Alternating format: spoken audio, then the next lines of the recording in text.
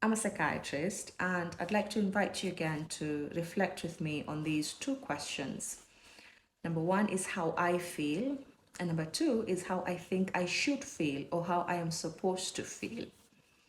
And these things happen to us on an interaction to interaction basis. So in a day, you might experience it maybe 5 times or 10 times, and you might not be aware that this is what is happening to you. So imagine a situation where me and you are interacting and you say something, and instantly I get offended.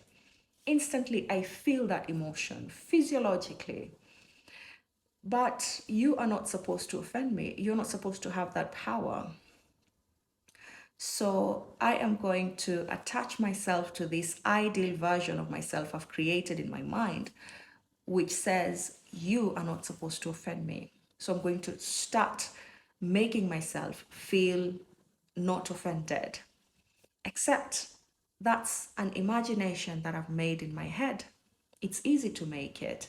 This superior version of yourself, how you're supposed to speak, how you're supposed to think, how you're supposed to behave, how you're supposed to conduct yourself, how you're supposed to respond, how you're supposed not to get affected by what people say to you, how you're not supposed to get hurt by the words that people say to you.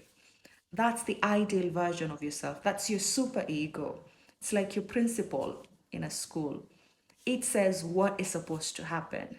But then that exists in a perfect world in your mind. Here in the real world, you are offended. And that is a feeling that you need to pay attention to so that you can be able to understand yourself better. This is you in reality. This is you practically. And a lot of us don't pay attention to that. Especially when people have this attitude of, I don't care. It's not that easy. You can tell me you don't care, but do you feel that way?